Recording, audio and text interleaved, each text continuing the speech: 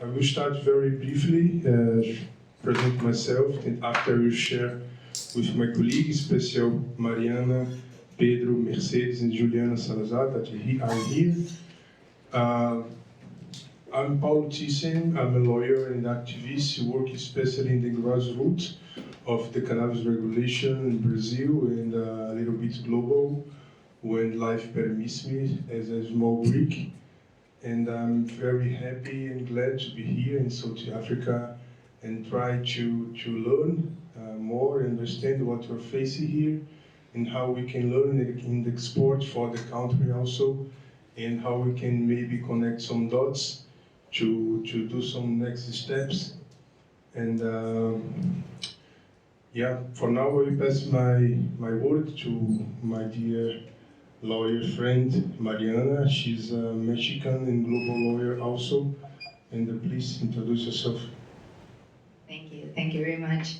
It's a pleasure to be here, as Paulo says.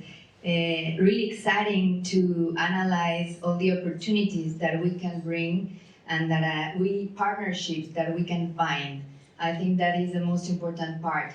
I am Mariana Larrea. I'm a life sciences and pharmaceutical attorney. I worked for Big Law by 10 years, and 4 years ago I quit and I started my own firm because my clients in the pharmaceutical industry, but also in the cannabis industry, needed a different legal advisory.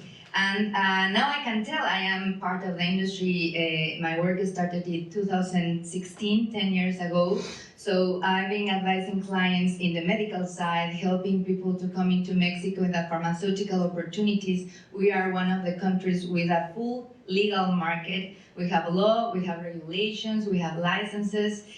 Also advising and growing with my brothers of LATAM, right? Because we in business, in my firm, I grow in an international law firm, so I've always been related with partners in LATAM, Colombia, Uruguay, Brazil, and really we are creating a force in LATAM, cannabis force, and we're excited to be here to talk about it.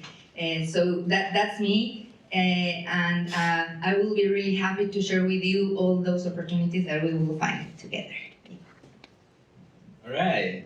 Thank you so much for being here. Thank you, Paulo, for inviting me to this occasion here where I'm more than happy to come. You know, going to Spain and going to Germany is something that I always had the invitation to go.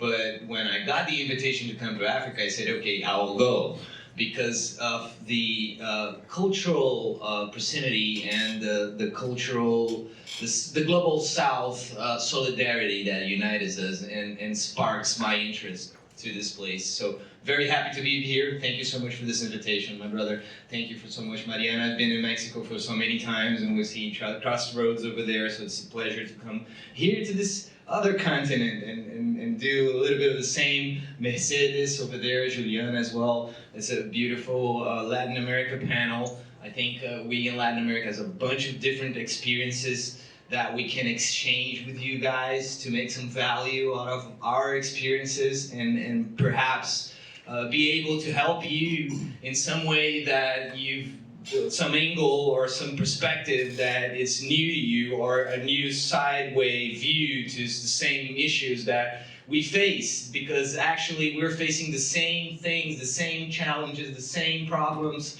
and basically, well, we here want more or less the same thing. So let's... Same discussion. We want a new one. What? We don't want the same. Yeah. We're doing the same thing. We're not going to do the same thing. We're going to evolve now and do it differently. Differently, exactly. To get to where we want to get, right? And get the discussion going so that we can make that consensus. So yeah, perfect. Myself, I'm Pedro Nicoletti. You can call me Nico. I come from Brazil. My background is on bioethics, but I do study. I'm related to the scientific study since from bioethics, from social anthropology to biochemistry, and I get this all together in a big pot and shake it over at the what we call the cannabis industry, right? My work is mainly cannabis education for general consumers, like conscious consumption and training for producers. which is training on quality production. And in that way, I stumbled upon a movement in Brazil which is called the associations movement, which is right now the non-profit push for regulation that in Brazil specifically, different from other elsewhere, that same movement happened, like in Canada with 50 compassion clubs. In Brazil we got probably over 1,000 different organizations working off non-profit way of producing small scale, non-industrial, and that's a real power on the cannabis industry development from base, from grassroots. So that's what we are trying to empower with and throughout the scientific studies over in Brasilia University. And this is me. I guess I pass the word now for the girls that are with us in the virtual scenario. Maybe starting with Mercedes. You want to be first? Yeah, thank you very much. Hello to everybody there. I can't see you, but I can feel you. Thank you very much for the invitation.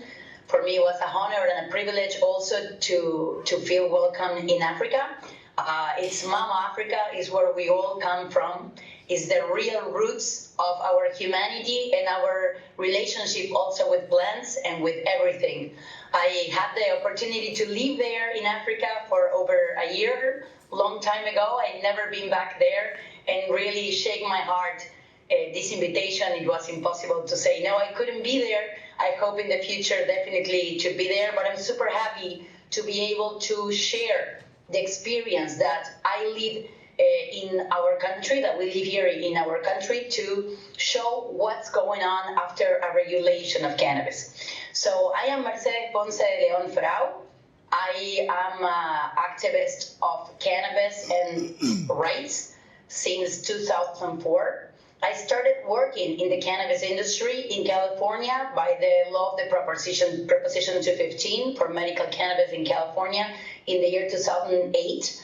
And after years of working there, in 2013, I had the opportunity to show the model of California to the political stakeholders of Uruguay that were preparing the regulation of cannabis that was voted in the parliament in our country in 2013 under the presidency of Jose Pepe Mujica. That was one of our presidents more legendaries of our countries in terms of human rights.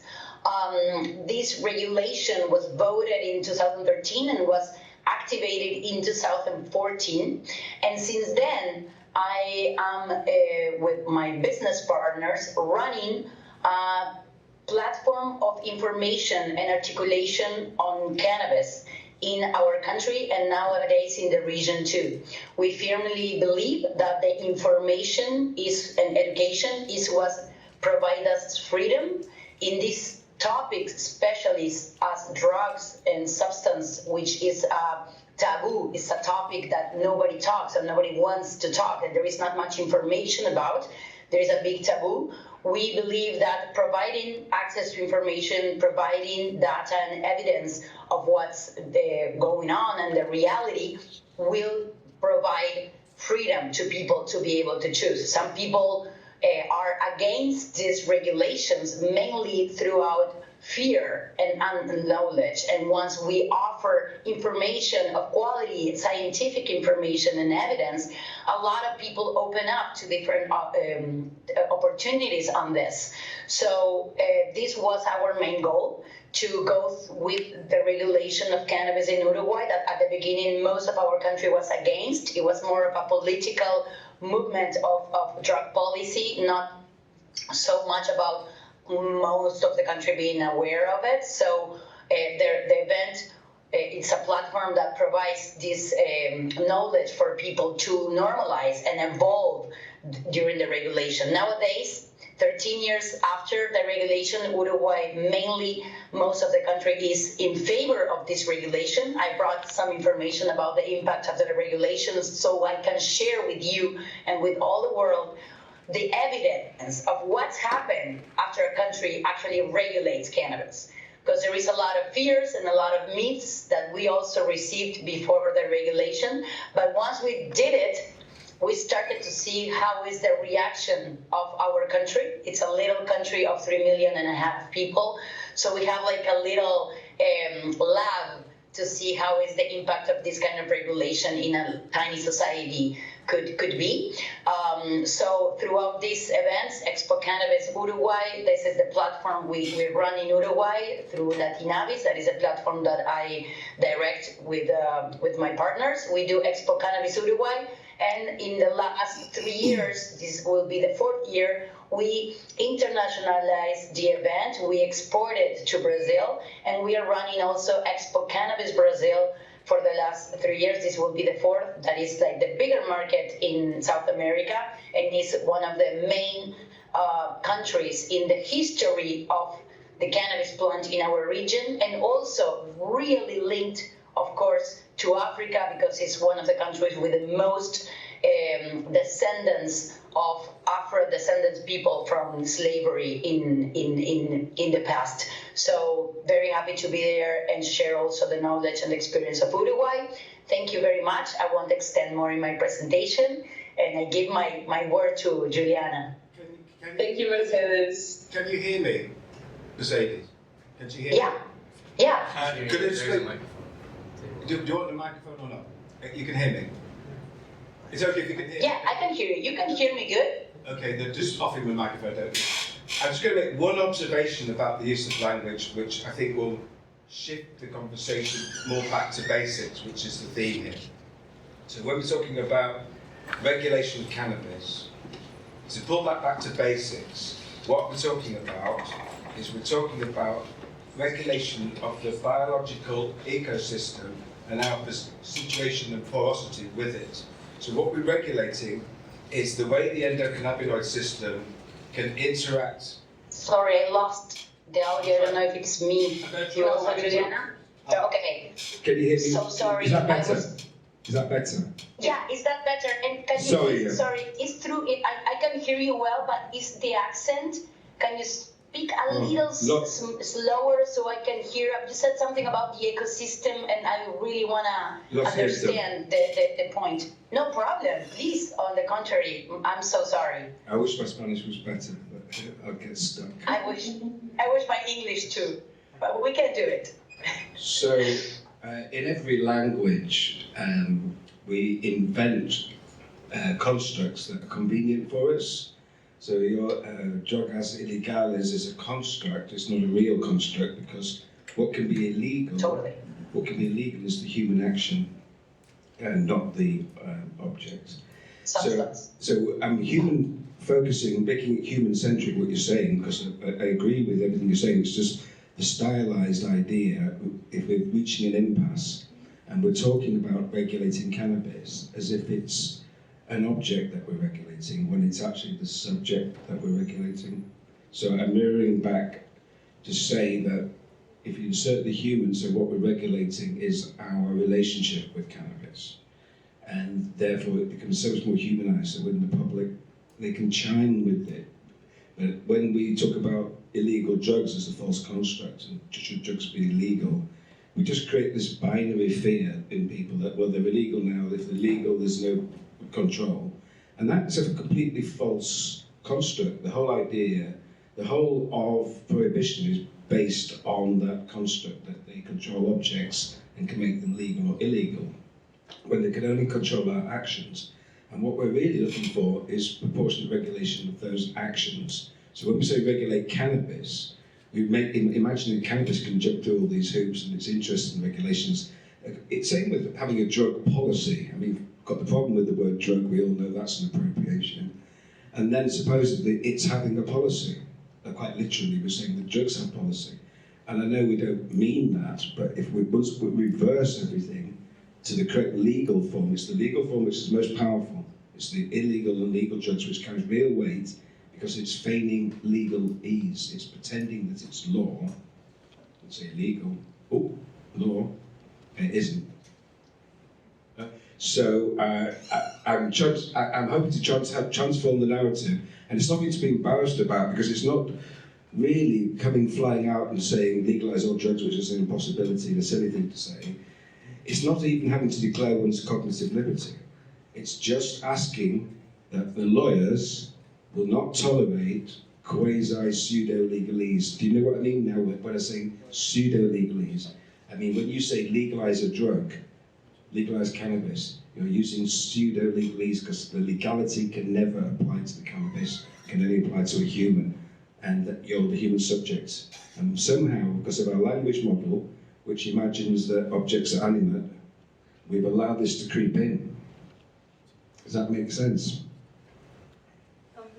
Yeah, that makes sense. I understand. I feel you. I agree with what you say. Substance are the problem is not the plant or the substance. They should be, of course, legal because they are created by nature. We are as sorry. humans. I have to interrupt you because you misunderstood me then. Because the plant can't be legal.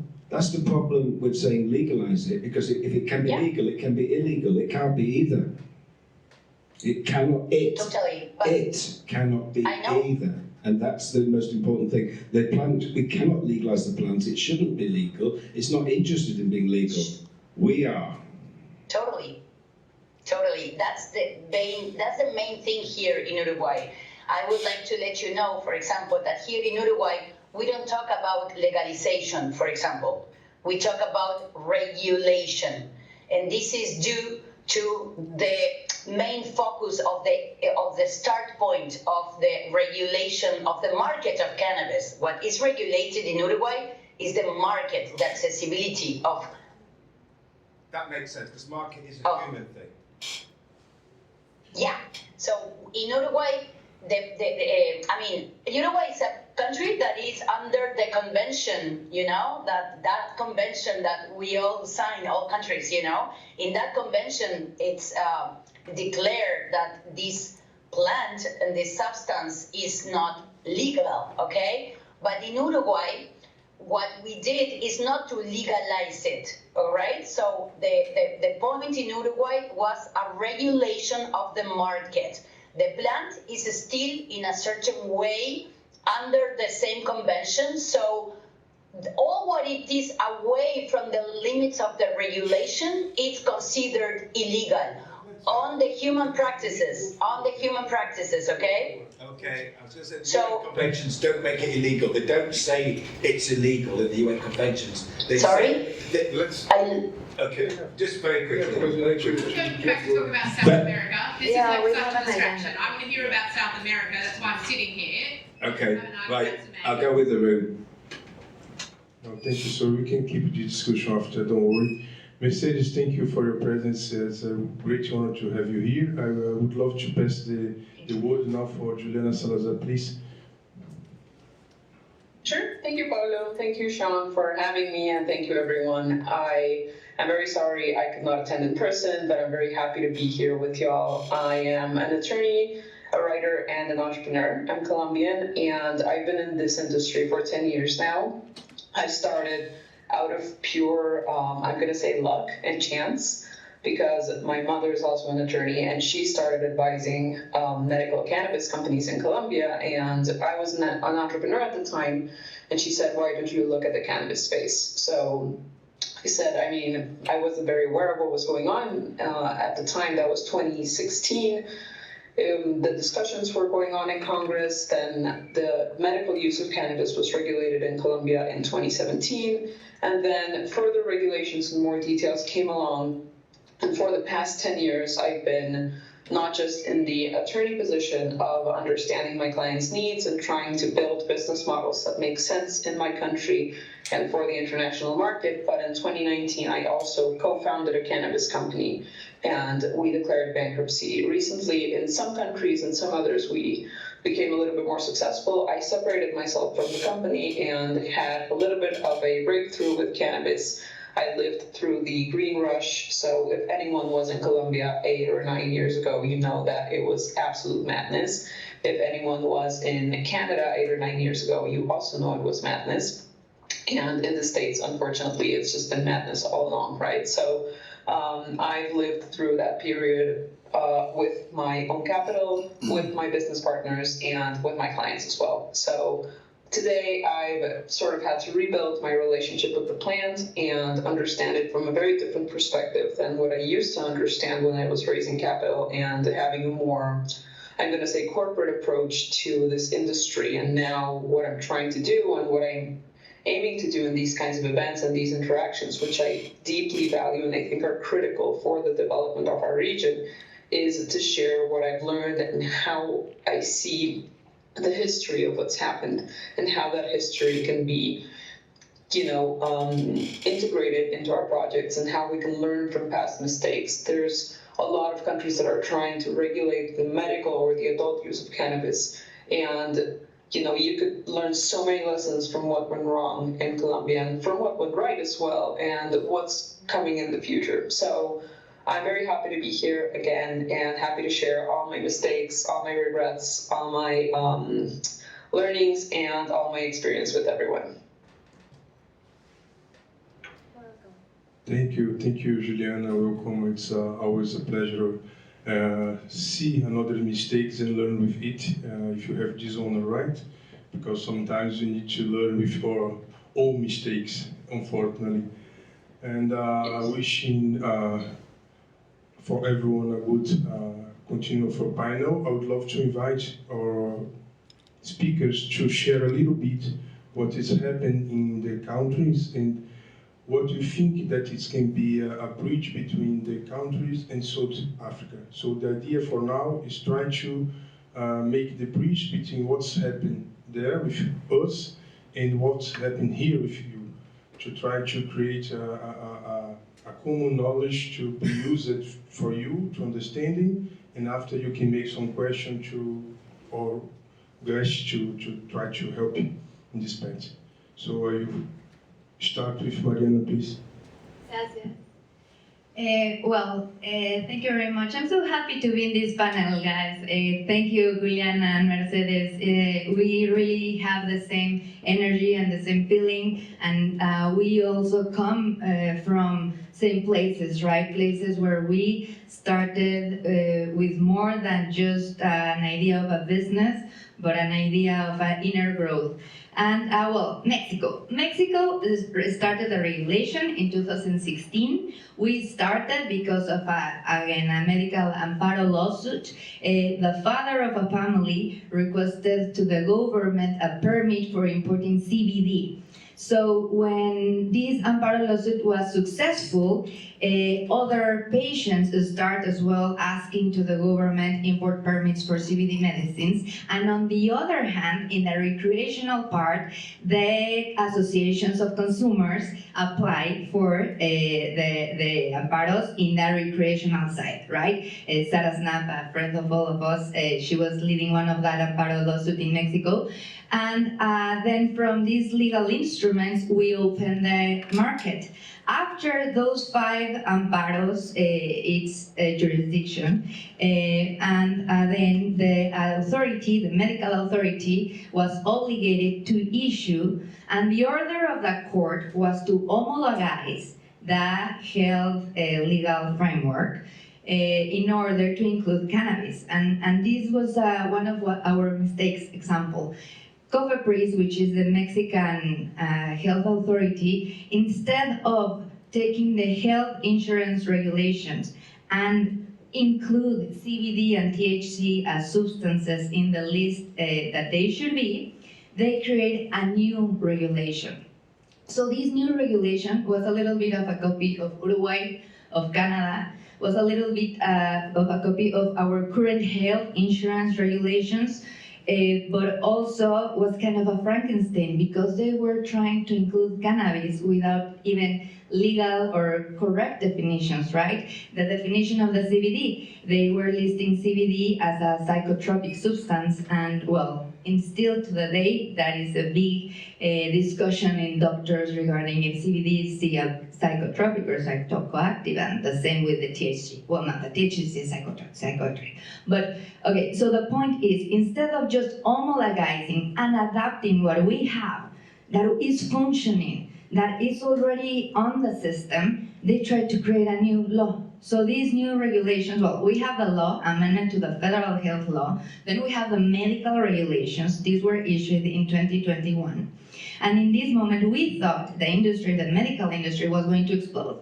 But of course not, because these regulations are created for the pharma industry, an industry that in order to develop a product, you need to start with clinical research and happen to have licenses of facility, license of storage, distribution, etc. So what is the opportunity for South Africa and Mexico are in the medical side. So we have opportunities for obtaining licenses in all grades, from the cultivation to the production, the research. Doctors can prescribe. We have that under the regulations as well. We can, and another important topic I speak about a lot in Mexico is the magistral compounding. The magistral compounding is a system where we are under the health law criteria, which is security, quality, and efficacy.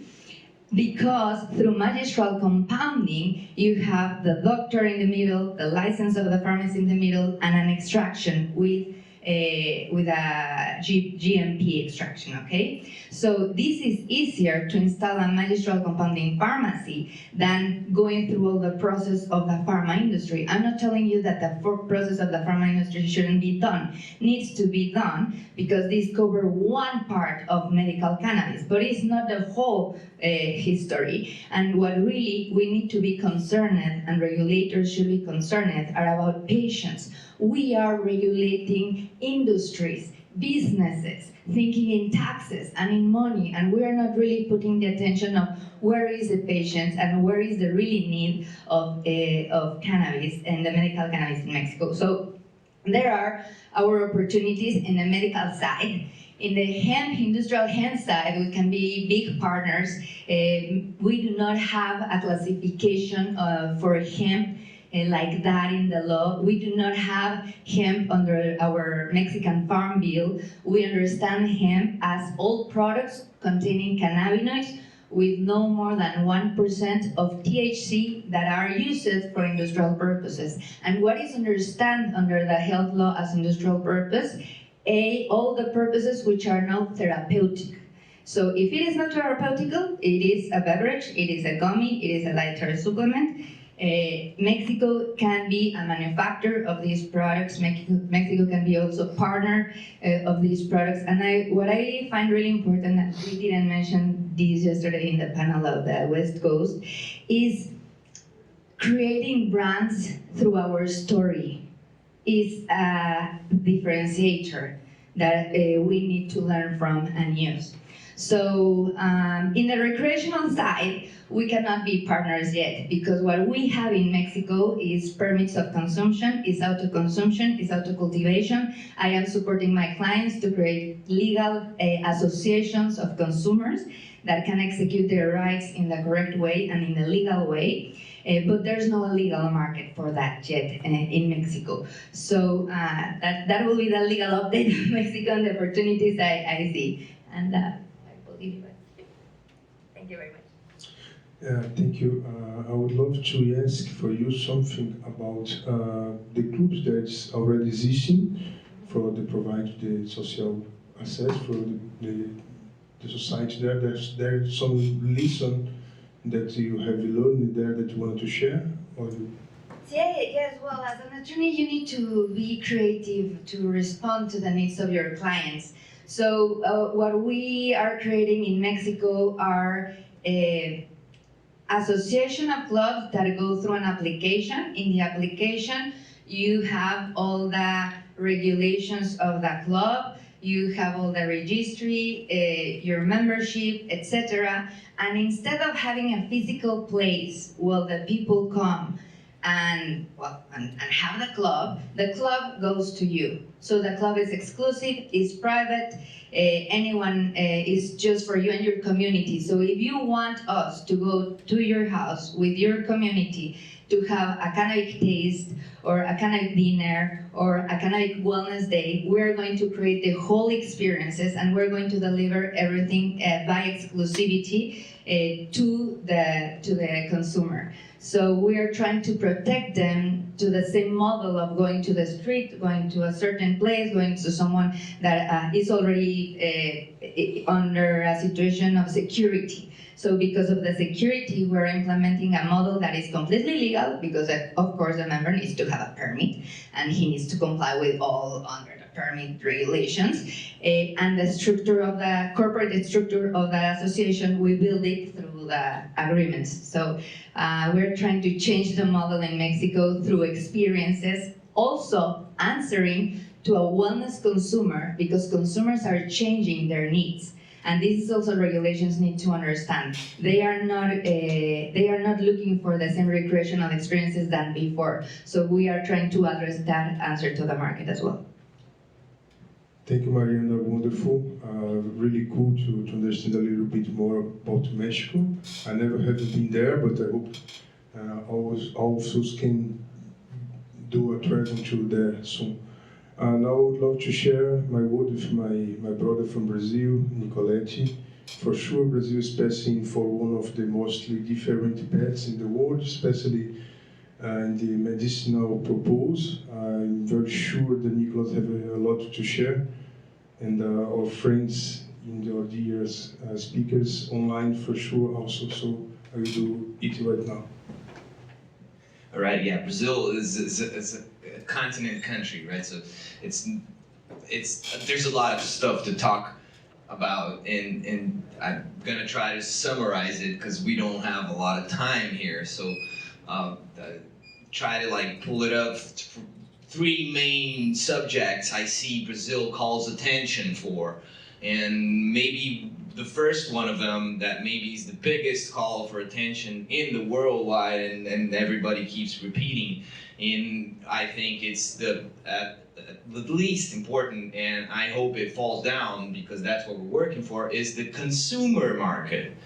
Because Brazil has a lot of people, and a lot of people in Brazil are realizing they can get benefit out of marijuana, out of maconha, out of cannabis, in a way that right now is seen as specifically as medicinal, like in several other different countries that open up this market through medical consumption, right? So there's a huge market in Brazil where we're thousands and billions of people that are realizing they can get benefit out of cannabis. And historically, Brazil's been a consumer country for drugs, especially drugs related to cannabis or coke. We've been a consumer for many, many years, at least 70 years. We don't produce what we consume in Brazil. So mainly the product that we consume is Paraguayan. It comes from Paraguay, as well as all the we call Cono Sur, the South Cone, right? The South America, the strict South America, which makes a cone.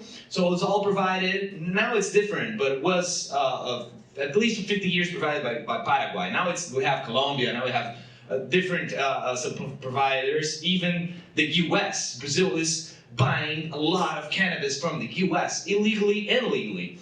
And this makes it so that the world is like, well, this is a potency, let's all go there. And Brazil has historically leaving the door open for imports because it hasn't produced, because it was afraid of producing. It was afraid of how to do that without the clashing of the society, which is so polarized right now. And it's so polarized because also we have a fascist takeover in Brazil that it's happening right now. And right now we're disputing in elections that we're holding with teeth and nails to a central president,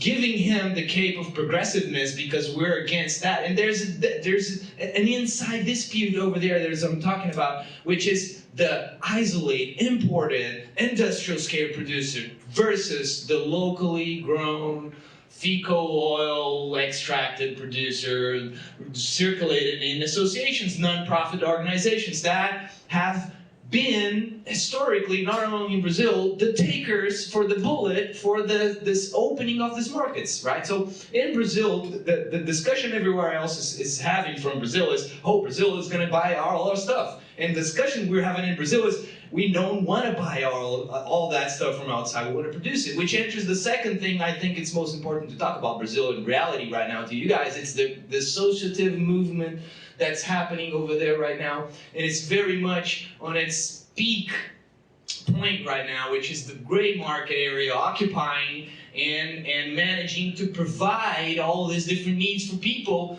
locally. And it's amazing the fact that we have in Brazil a quarter of the market in the hands of these businesses. Small businesses, locally grown, and that circulates that production not with exclusive pharmaceutical and agronomical people, but these are usually parents, families, people from the culture, people that have been arrested for growing cannabis over 40 years ago, 30 years ago, 20 years ago, that are assuming these operations. And right now the transition is to get pharmaceuticals there, to get pharmacists there, to get agronomists there, to get lawyers there.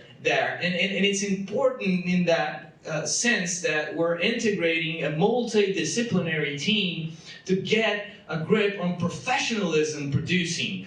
But it's also an industrial takeover that we're living there. And so there's a clear dispute, and this dispute is not decided. It's historically driven to industrial scale takeover, but it's in clear dispute right now in Brazil. So this is where I think there's the most lessons to learn from. I don't know if I'll have the time here to say all of this, but it's definitely, I think, the process that the South Africans would take more interest in Brazil. And then there's this other subject that I think South Africans will take very much interest in as well, which is a unique thing in Brazil, maybe in the whole world. We have the best, it's not far from good, very excellent attending people, but it's excellent healthcare system, publicly driven, free to people. That means that we're having in Brazil free distribution of CBD or whatever cannabis medicine to people on a government payment basis. And this is something that we do not have in other countries in the world. And this system is driven, it's federally oriented, but it's based on people, on local circles of administration, of governance, and this is real revolutionary. Because if this system applies to buying the product of the locally grown cannabis, then this can be very well the example that we need in the world to revolutionize how cannabis economies are happening right now in the world. Thank you. Thank you, Nico. It's really cool. We don't have too much time. I will just add very briefly about Brazil. In my perspective, I'm working also in the grassroots there for some years. And a lesson that I would love to share with you, and for sure you know already, I don't want to be disrespectful, but it's the force of the community. In Brazil, we have a really big community of lawyers, we have a big community of doctors, we have big communities of presidents of the association. We have WhatsApp group, we do meetings. We fight a lot for sure. We have your complaints, you have your adversities, you have all the same things of human race, but we still keep in pray for each other, supporting each other, helping each other, sharing some documents, forgiving the others when we need it. So this is the force of community. When we got a decision of the court, we share with the brother. Sometimes the brother don't share with you, but it's okay. So I would love to share this lesson, to remain together in facing your challenge together. And I would love to thank you, my dear friend and Michael Bob, to be here. It's it's my master in cannabis law. When I started to work globally, it's who opened some really important door in my heart. Thank you, my brother, and I would love to share my words. Mercedes, please, sorry for my long time.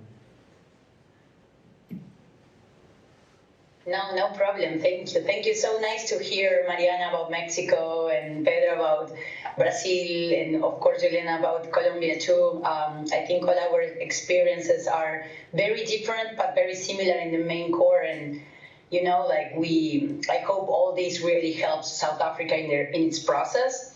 About Uruguay, I'm gonna try to make it a long story short. But taking in consideration what this person said when I was talking before, knowing that the war on drugs is a war on people, knowing that substances shouldn't be classified as legal or illegal, but in terms of human practices, this is a war that has a racist input, and it's a war that has been creating the more desigual process of repression in history, you know, and actually nowadays most of the people in jail are due to drug problems, and actually in terms of geopolitics, when you investigate why cannabis is prohibited, knowing that nobody has died from it, you come down that the real issue was economical in the 50s, about the hemp potential. So we talk about cannabis, and always all the focus goes on the recreational and the adult use or medical, but the real potential that this plant has is the industrial potential. It's a source of energy, of oil, of paper, fiber, you know, clothing, so much. It's like the first plant humanity related to. And our industry and our revolution and throughout history is based on this plant. So I really believe that it's very important, and it's from our generation. This is the main, revolution to bring back this plant to the mainstream and to bring back all these 50 years of known investigation. So Uruguay, putting it in in the focus of our country. As I said, very little country, 3.5 million people. The law on drugs came to Uruguay in the military governments in the 70s, okay? When the dictator government, US, trying to not get the advance of the communism after Cuba, revolution in the Cold War, puts all the laws on drugs in countries like Brazil, Argentina, Chile, and most of the countries in the 70s. This law of drug put that it was prohibited the drugs, and it was prohibited the consumption of these drugs, okay? In Uruguay, we have a really health system, as in Brazil, free, public, and with a very high standard of intellectuals in those times. We had in those moments the first toxicology institute, and in the 70s, the discussion, this is very important to understand why Uruguay regulated cannabis. In the 70s, the discussion in Uruguay was to put this law, and the toxicologists and all the medical elite in Uruguay prohibited and did the lobby necessary to pass the law with the consumption as legal. So in Uruguay, the law on drugs prohibits all access to any substance, but consumption of all substances is legal here. No drugs, people can consume any drug for personal purposes, but they don't have the legal access to it, okay? And this happens to all illegal drugs nowadays. So in cannabis, the thing was that over the years, cannabis kind of normalized in society. The repression stopped being so focused on cannabis users because they realized they were not so dangerous for society. And in the 2000s, was put out there the problem of what if we regulated cannabis? That was a long time before the regulation happened. The discussion in 2013 was about human rights. Why if in Uruguay it's legal to consume cannabis, why would be somebody criminalized to access to the right of consumption of cannabis? So you could consume cannabis, but you wouldn't have a legal way to access to that cannabis to be consumed. So people were criminalized by trying to access to the right of consumption. And this is a problematic of human rights. This is why Uruguay regulated cannabis, putting the focus on the adult use, the recreational use, and not on the medical use. Even though the regulation considers medical use, and the regulations is divided on three main decrees and aspects: one, adult use; the other one, medical cannabis; and industrial hemp. All right. Even though the regulation had all this in consideration, the main focus was adult use.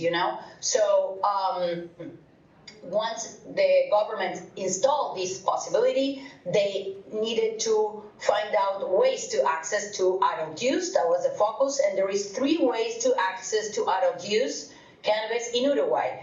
All the regulation is designed for Uruguayans, natural residents over 18 years old, and they need to register. All right, you need to register for access to one of these 3 access ways. So you have the possibility to register to self-grow at your home up to 6 female plants.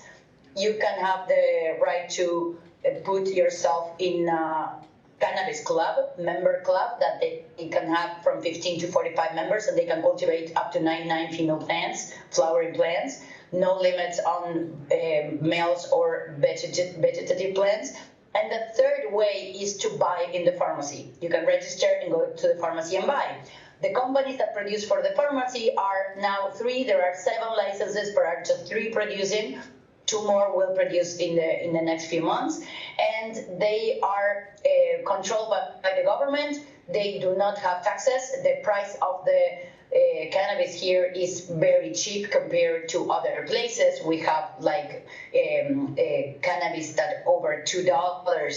Like they are sold in 5 grams bags, okay, and they are $15 or something like this around.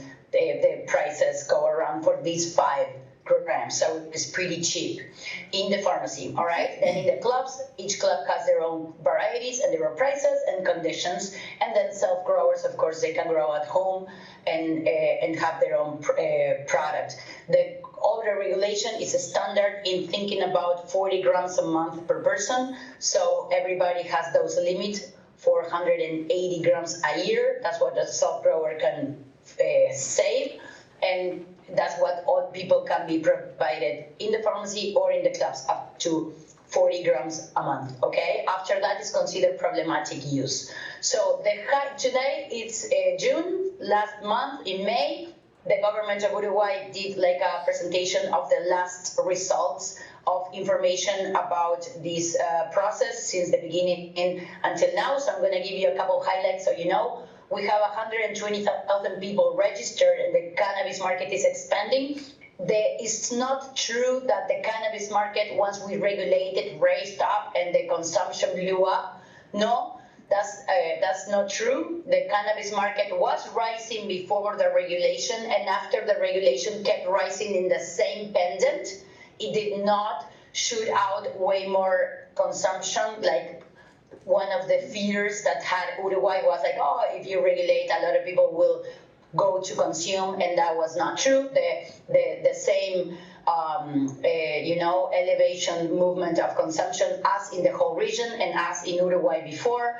Pharmacies sales have become the dominant access channel, accounting nearly 3/4 of all registered users. Even though they produce less than the clubs, they have the more quantity of registrations. The sales volumes continue to grow slowly, driven to increasing consumer demand and expanding pharmacy network. We have over 60 pharmacies around the country now providing cannabis.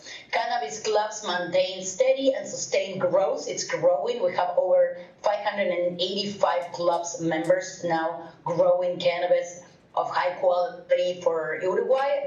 Those clubs, those 585 clubs, they produce even more than all the companies of the pharmacy. So even though the pharmacy has more people registered, the clubs are the one that are having the more volume of production. Home cultivation has lost its momentum. It was growing, but now it went a little no longer experiencing growth. This is due that every 3 years the registration of self-grows, they will pass out and you need to renew them, and a lot of people didn't renew. So in terms of impact of the regulation, throughout different investigations and research that were done in people in Uruguay in the last years, the risk of perception of cannabis has increased. Like Mariana said, like the users are looking for different things, looking for different effects. The cannabis now is way more powerful and strong than the Paraguayan weed that we used to smoke. Like Pedro said, in Uruguay also we had, the growth of Paraguay, and that's our first contact with this plant. It was way lighter in terms of effect. So now people are looking for a different way of consumption. The problematic cannabis use remained stable in 2.1 since 2011. The regulation was in 2014, 13-14 it was put on practice. And today, the problematic use of cannabis is still in 2.1. So we can affirm that the regulation of cannabis does not increase problematic use of cannabis in society. Also, the cannabis, the Uruguayan has today a lower consumption than countries like United States or Canada. We did not rise up, like I said. The cannabis use was actually stabilized with the previous upward trend slowing down. Actually, in 2024, for example, 2.3% of Uruguayan reported using cannabis, and compared to the 14.6% in 2018. So actually, it's slowly down the trend of consumption. The illicit market has been reduced in a significant way. Today, we have just in the streets 6% of the cannabis being sold by illegal market from Paraguay, narco-traffic Paraguayan weed. We have a gray market, yes, but we have mainly most of the people in Uruguay, most of users using the regulated access.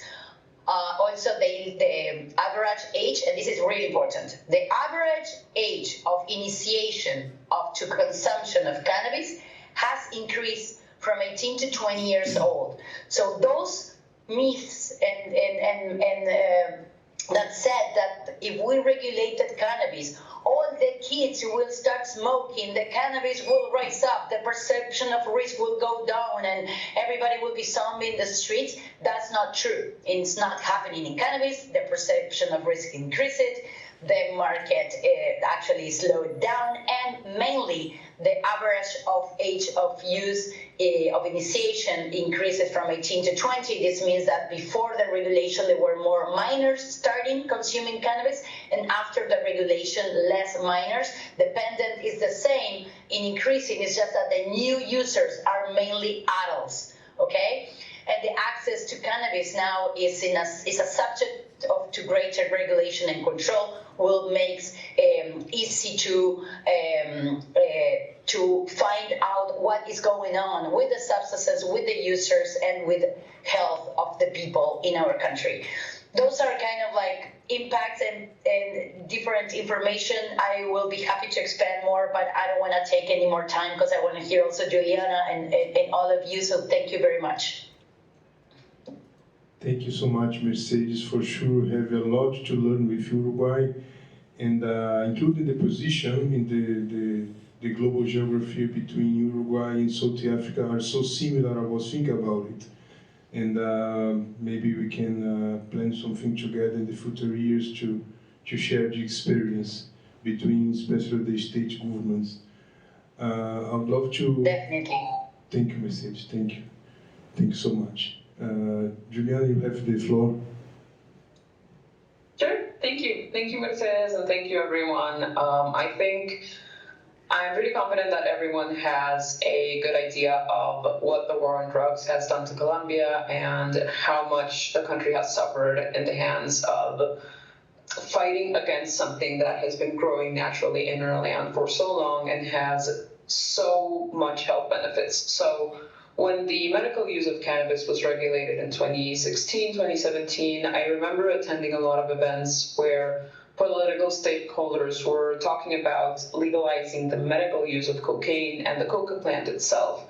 And we were so excited about it because that is the most problematic substance for us, right? So we saw a lot of hope and we saw a lot of promise with a center-right government that was looking forward to a different approach towards the war on drugs or ending the war on drugs. And after that, I believe a few mistakes were made and we just didn't see the same momentum.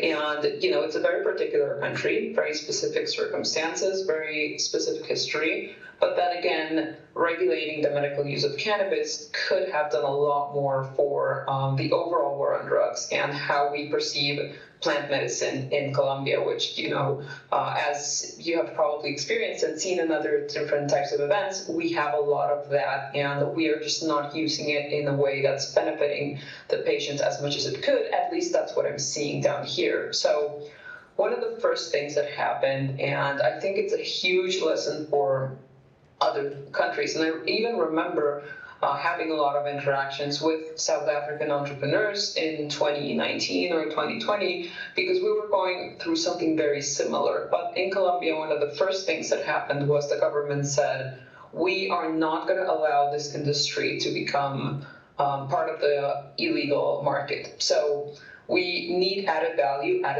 and finished products for the international market. We're going to see Colombia become the biggest producer of added value cannabis products. However, the definition of added value or finished products was centered around the fact that the flower was not considered a finished product. So the government thought that growing cannabis was very easy and that flowers would grow anywhere, just because that's the way we call it. We call it a weed, right? So they kept saying it's very easy to grow for flowers, but the added value is in the extraction. So everything was pointed towards extraction. And when we spoke about medical THC would only be thought about as extracts because there was no way in hell that they could consider medical THC as in the flower, in the dry flower itself, right? So throughout the years, the second mistake was trying to regulate a bunch of other different products and sort of leaving the dry flower behind and continuing with the argument that dry flower is not a finished product. It does not generate added value when any grower here knows one of the toughest things is cultivation, right? One of the toughest parts of the process in terms of quality and in terms of what we call added value. Cultivation carries a lot of risk. It's very, very difficult. And at the end, the government decided to regulate or to try to regulate beverages, food, dietary supplements, what you were talking about earlier in Mexico, which in Colombia we call magistral formulas. But, you know, it ends up being the same thing, right?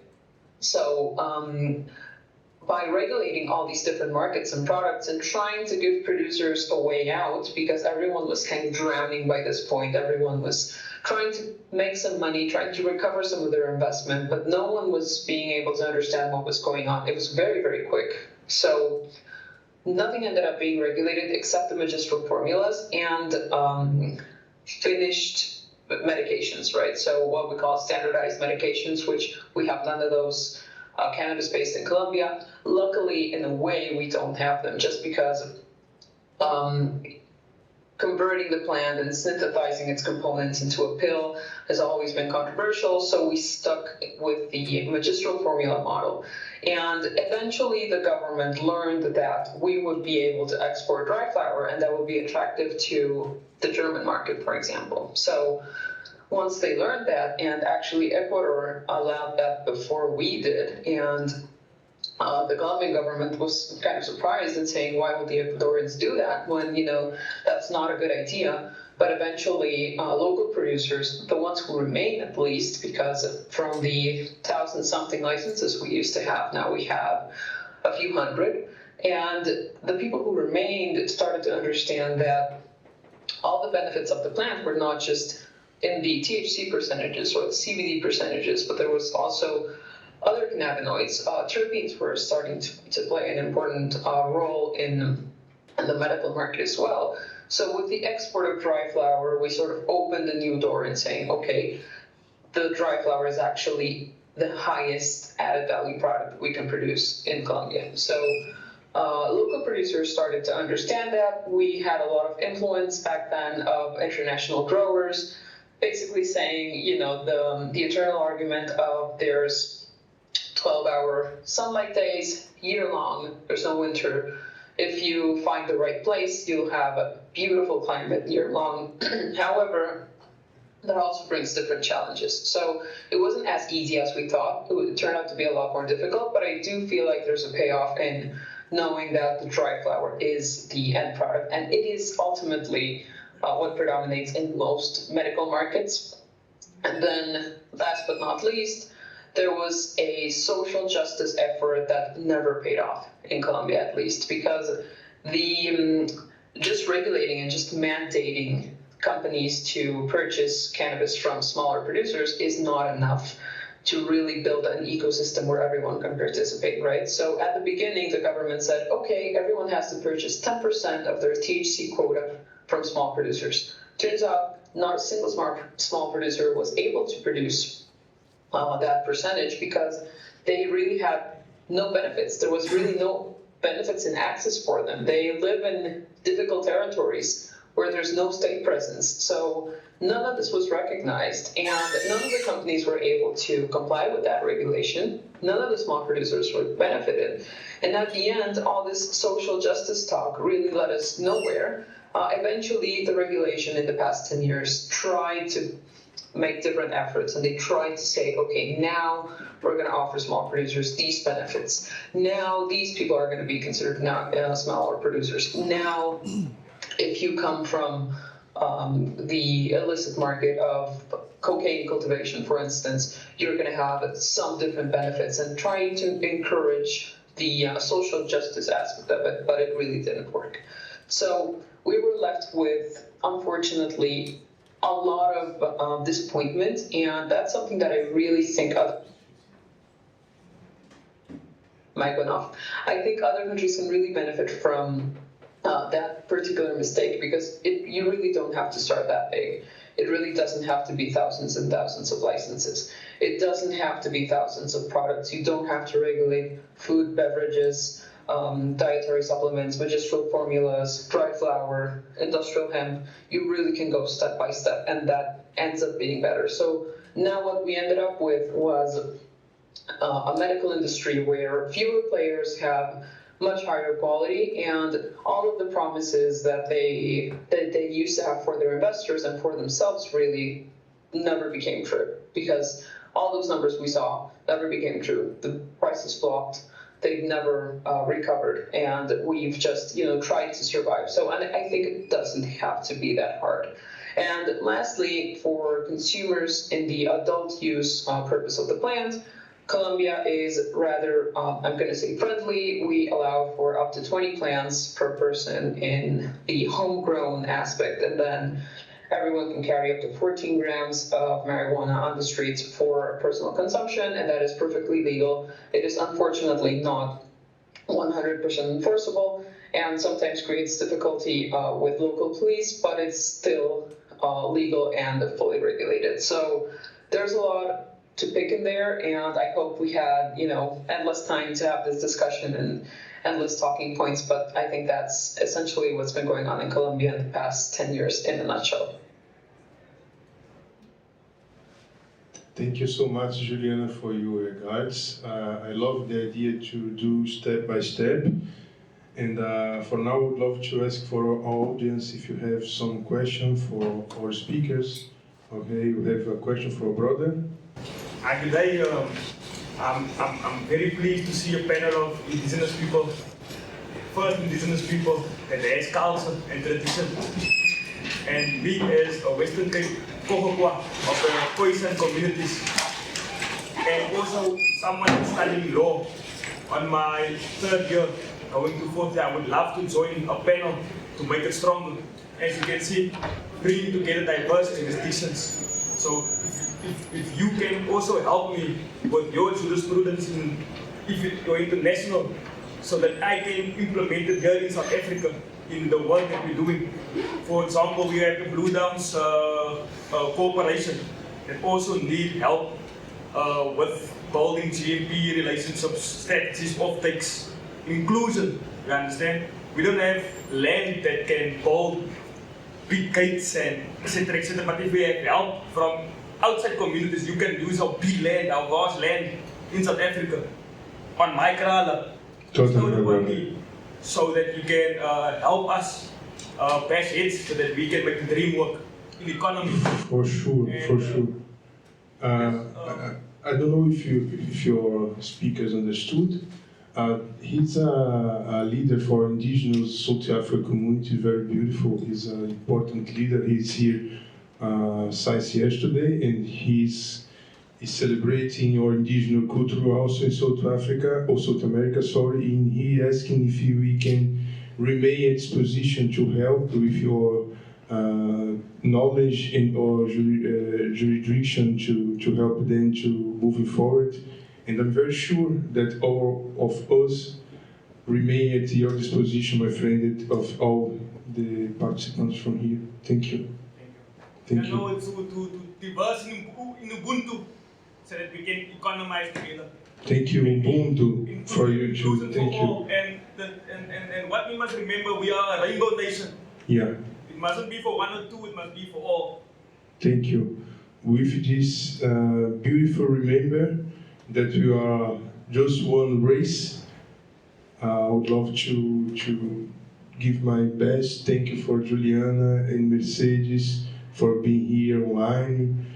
Also for Mariana and Pedro for coming for so long. Thank you for accepting this invitation to be here, sharing energy. And thank you for everyone for being here. And thank you for my dear friend Bob for the honor. And stay blessed all, stay strong. Greetings for South America. Greetings. Freedom for the plant. All right. Right on. Y viva LATAM. Y viva LATAM. Oigan, no se vayan, voy a tomar una selfie. Viva. I'd say a big difference. Thank you to everybody. Welcome to South America anytime. And you guys have our contact. Whoever needs any help or anything, here we are. We are one. One love. Thank you for the statement. Thank you.